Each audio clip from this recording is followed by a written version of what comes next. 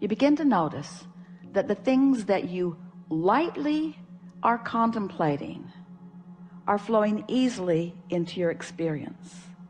Because in the light feeling, in the absence of effort feeling, in the light, so light, maybe it's because it's unimportant, maybe because it's unimportant I haven't been beating the drum of it, and so I don't have a lot of momentum going in opposition to it. But in the lightness of it, the universe demonstrates it in some obvious way. So this is what brought Esther to the question. The lightness seems like the opposite of effort. So when I find myself trying, which is, we hear that from you a little bit, in the realization that you're trying, you might want to stop and say, this trying could be counterproductive. I'm efforting, which means I'm not engaging the energy that creates worlds, which means I think I'll just give this another run tomorrow. And as you do that and do that and do that, you're going to find that effort is not a factor in your experience. You're going to find that trying and struggle are not a factor in your experience. You're going to begin to discover that things that you want lightly come easily. So there's something important to be talking about there. How can I feel light about something I've been so intense about for so long? And we say, by giving it a rest. By giving it a rest, by focusing on some other things for a while, or by getting as general about it as you can. And things just work out. They just work out. Funny thing to hear from someone who's teaching you about deliberate creation. Deliberate creation. Deliberate creation is about tuning your frequency. Deliberate creation is about feeling your emotions and knowing what they're telling. Deliberate creation is about understanding the relationship between who you really are and what you really want and what you're doing right here and now. Deliberate creation is about chilling out so that there's no resistance and then focusing. It's about tending to the frequency first and then applying the thought. Oh, all right. Now, Abraham, you said that I think and then I feel. So are you actually taking thought back to the element of frequency? Yep. Can you find a frequency without a thought? Can you feel the frequency of love? Can you feel the frequency of love? Now, don't get carried away about who you love or who you loved or anything like that. Just feel the frequency of love. Can you feel the frequency of love? Can you feel the frequency of enthusiasm? Can you feel the frequency of fun? So it's possible to feel a frequency by interpreting it through emotion in a sort of thoughtless place. That's all we're asking you to do. That's the thing to do first thing in the morning. Wake up and enjoy the non-thought. Don't be too quick to try to figure out what this day means and where you have to go and what you have to do. Just give yourself, if you can, 68 seconds of just basking in the energy, in the non-action, non-verbal, even non-thought vibrational frequency. Just give it a chance and see what happens. And then watch how the thoughts begin to follow suit. It is our promise to you. Get that momentum going and you'll be off on the right foot. And as soon as tomorrow, you'll have a day unlike any other day that you've ever had. We're not kidding you. Give it a month and you'll feel absolute control of your experience. And when people see the difference in the way you feel, they'll say, what are you doing? And you say, it's kind of hard to describe. I'm doing a lot less than I've ever done before. Well, what do you mean? Well, I'm focused upon the way I feel. Well, what does that mean? It means I don't want to talk about this with you anymore. There's a really good chance you're going to talk me off my high-flying disc. Well, what are you smoking? Well, it's not like that. This is a non-drug high. It's a non-drug alignment. It's alignment that has always been there for me that now I'm consciously tapping into. It's alignment that I've been stumbling on all my life, just didn't know how to maintain it. Didn't know how to create it to begin with, and didn't know how to maintain it. Now I do, so I'm doing a more consistent job of it. So I've got more momentum going. So I've got more airtime happening, more vibrational airtime, more attention, more verbal time, more stuff from me about those pipes that I want to keep open. What pipes are you talking about?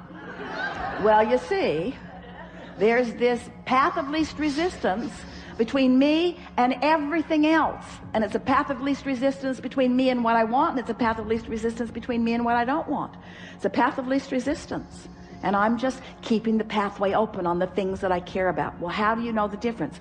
Things I care about that I really want feel good to me when I think about them. When I'm focused upon what I want, it always feels good. When I'm focused in opposition, it never feels good. Oh, seems too simplistic to me, they'll say. I know, it did to me at first. That's why I tried to make it harder than it needed to be. I mean, harder than it needed to be for quite a while. And then who knew? I'm supposed to feel good. Life is supposed to be fun. I have endless unseen energies that have my back, who know what I want, who are pointing the way.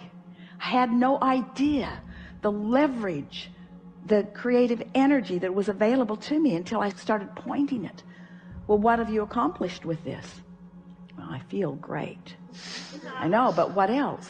Well, I just feel wonderful. Well, what else? Well, it's too much to tell. Well, tell me something.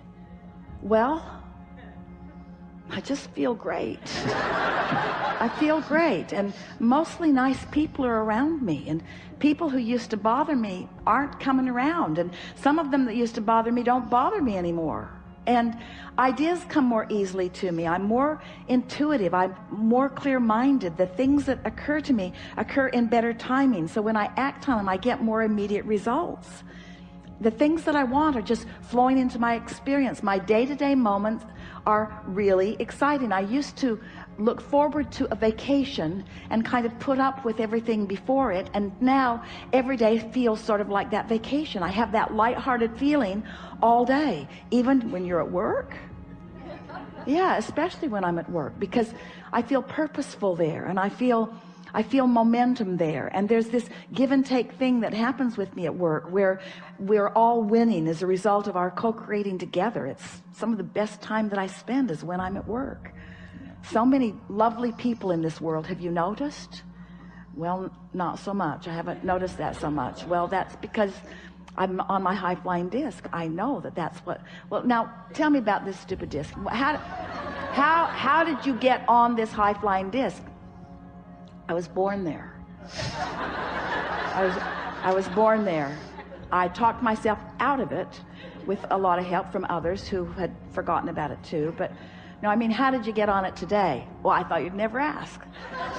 Well, this morning when I woke up, I just thought happy thoughts.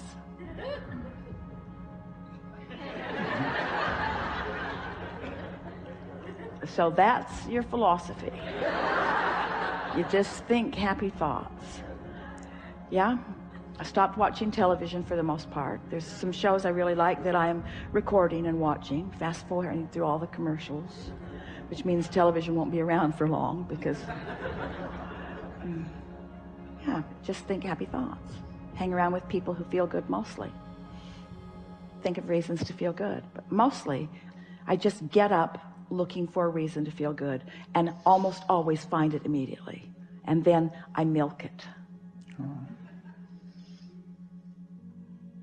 Some people will think that it's too simplistic, but as you begin to demonstrate how great you feel, and as they begin to see, especially those who know you, the things that they've been hearing you talk about, as they begin to see those things flowing into your experience, as they begin to see your prosperity improving and your laughter more obvious and common, and they begin to notice how clear-minded you are and what good timing you have, what good comedic timing, what good intellectual timing, what good psychological timing, just what good timing.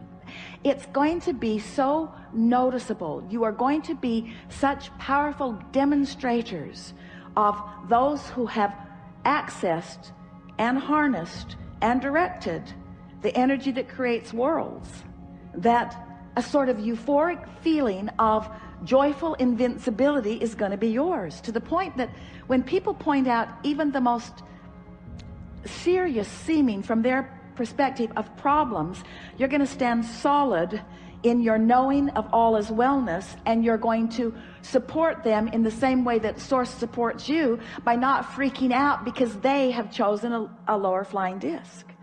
And before you know it, you won't freak out when you find a lower flying disc either. You'll understand how it works.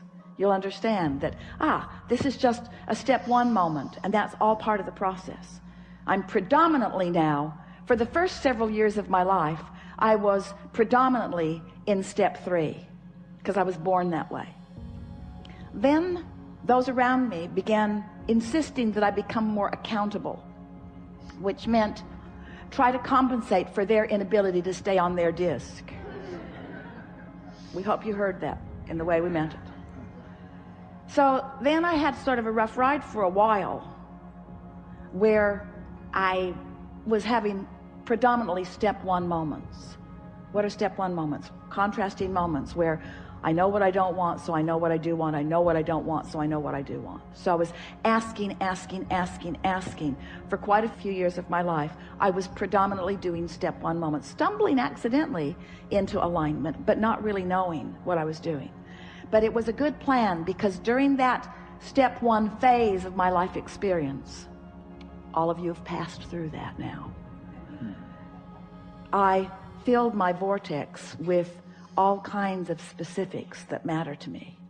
And now you're in the step 3 phase of your life experience, where now getting on the high flying disc, that's your work, that's your work, that's your work, that's your work, that's your work. So I'm done, Abraham, I'm not going to create anymore. Oh no, because you're not going to stay on the high flying disc. You're going to dip, you're going to still have step 1 moments, but you're predominantly going to be living step 3 moments. Occasional step 1 moments, because you can't not expand. You want to continue to clarify, but predominantly step 3 moments. You see what we're getting at? How can I assure predominant step 3 moments? By making sure every day at least starts there.